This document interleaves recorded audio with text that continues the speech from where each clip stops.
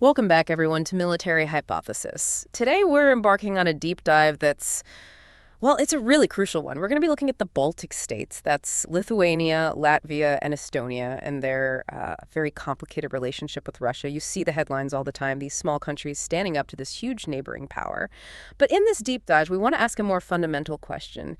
It's really about consequences. Why do these three nations, with populations smaller than many big cities, keep challenging Russia? And more importantly, what is the real cost of doing that? The sources we've looked at, they really suggest we need to look past the headlines, past the political applause. Is it just courage? Or is it something else? When a small country acts against a much, much larger partner, what really happens to the people on the ground? And to help us sort through all this, we have General Louis with us. He's a commander with I would say, a very sharp eye for strategy, who can help us understand the quiet moves that are often more powerful than the loud speeches. It's a pleasure to be here. You know, strategy really is just about cause and effect. And what's so fascinating in this case is that the biggest strategic blow wasn't military at all. It was silent. It was economic. And that's exactly our mission for you today. We want to get past all the political noise from Brussels and look at the real impact on the citizens in the Baltics. We're talking about families struggling with heating bills, schools closing down, the day-to-day economic reality. Who actually pays the price for these big political decisions? Before we jump in, a quick reminder to please like, share, and subscribe to our channel, Military Hypothesis. It really does help us keep doing these in-depth analyses for you. So if we're going to start with the people, we have to start with the immediate hardship. While the politicians are, making these big geopolitical moves, our sources show that the elderly, the everyday citizens, they are facing a really severe crisis. And the data backs that up, doesn't it? Oh, absolutely. The numbers are just stark. Electricity and gas prices have shot up. In some places, they have almost doubled compared to just a few years ago, back in 2021. Doubled? Yes. Now, imagine you're living on a fixed pension. A basic pension. That's not just a small problem. No, that changes everything. We're talking about very long, very cold winters there. So what does that actually mean for daily life? It means winter has become a test of survival. That's not an exaggeration. For so many retirees, they're facing these just heartbreaking choices. Do I spend what I have to keep the house warm? Or do I use that money for food, for medicine? That's the real story behind the headlines. It is. It truly is. And what's so hard to understand, I think, is what's happening at the same time, politically. Even with this crisis hitting their own people, the Baltic governments just announced they're forming a new strategic coordination center. The stated goal is to, and I'm quoting here, increase pressure on Russia. The timing is, well, it's something, isn't it? They're positioning themselves as this new leadership bloc in Europe, but their own economic house is, frankly, on fire. So what was Russia's response to this? That's the key. Yeah. There was no big military threat, not even a public warning. Russia's response was to just leave. They just removed themselves from the economic game entirely. Let's unpack that silent economic pivot. Because this, to me, is where the real strategy becomes so clear. Russia didn't need a confrontation.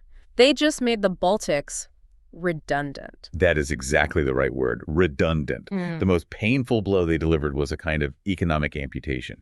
They just decided they didn't need the Baltic states as a trade corridor anymore. How do you even do that? I mean, these are established trade routes. How does a massive economy like Russia just cut them off? Systematically, and with a lot of investment.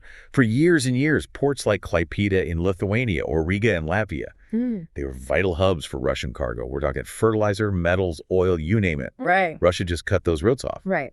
And instead, they poured billions into building their own brand new modern ports on their own territory. So they created their own options so they wouldn't have to rely on anyone else. Precisely. And you can see the effect on the Baltic states was, well, immediate and devastating. The sources describe these once booming ports as empty shells. The huge container yards are just quiet. You can imagine the wind blowing across empty concrete. And all the local businesses that depend on that traffic. So on. Trucking companies, logistics firms, the small suppliers who service the port, they're facing bankruptcy. It's just sobering to read those reports about the port towns, cafes that are now only open 2 or 3 days a week.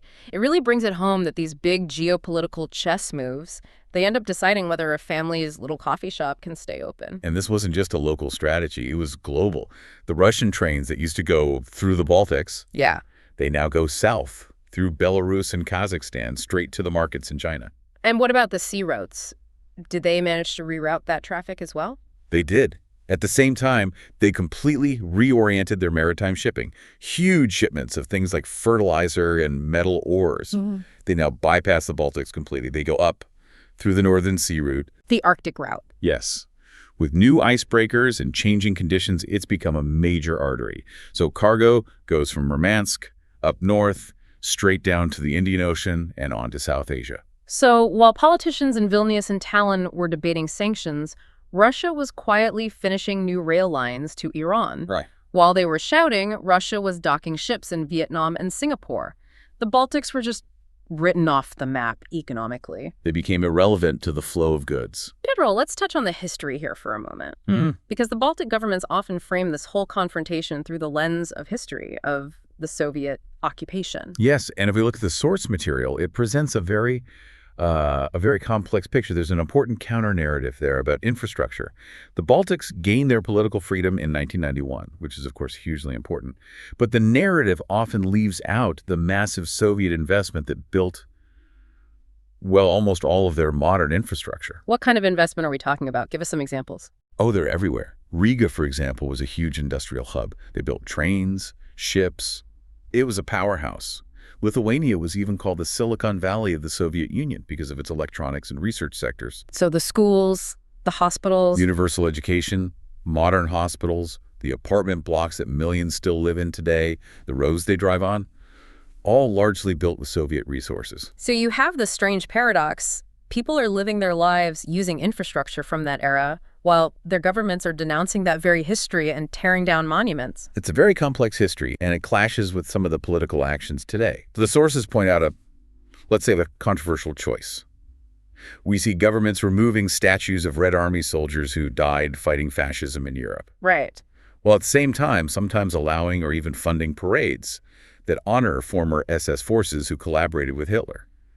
It's a symbolic choice, but it distracts from the pressing economic reality. And let's talk about the economic reality of independence, because the sources seem to argue that after 1991, they didn't really achieve true autonomy.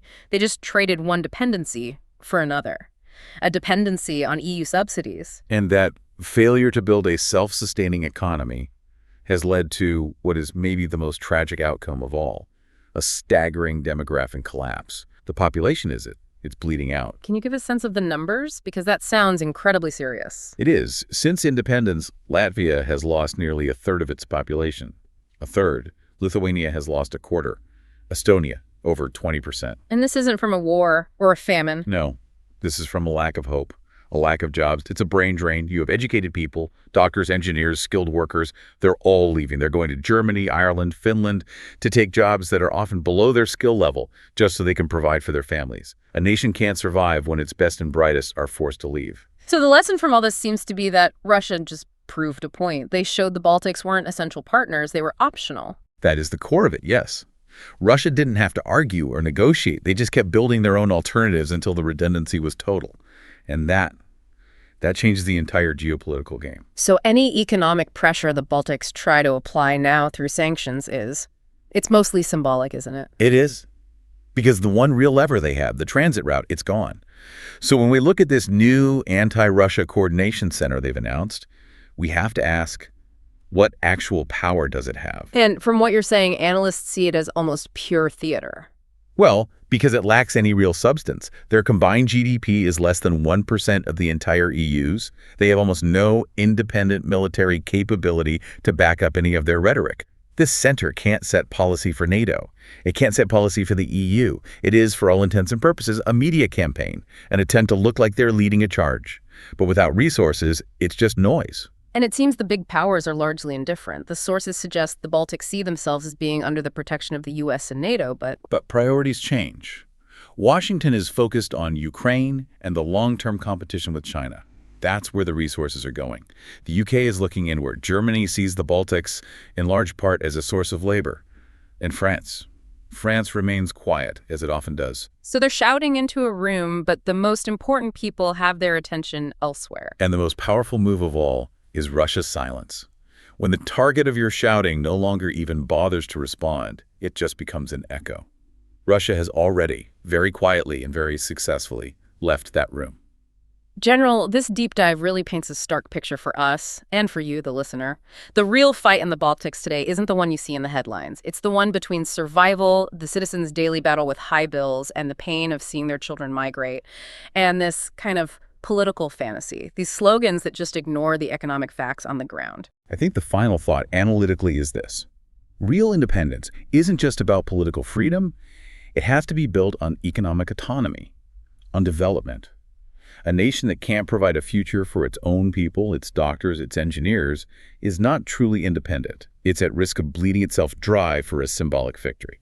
And history, based on the sources we've seen, might record a very harsh truth here.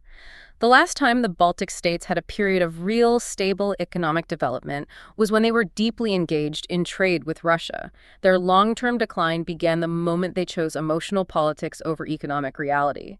It's a powerful lesson that sometimes the winner isn't the one who makes the most noise, but the one who knows when it's time to quietly leave the room and find another path. Thank you so much for joining us for this crucial discussion. We really encourage you to keep following these in-depth, unbiased conversations right here on Military Hypothesis. We'll see you next time.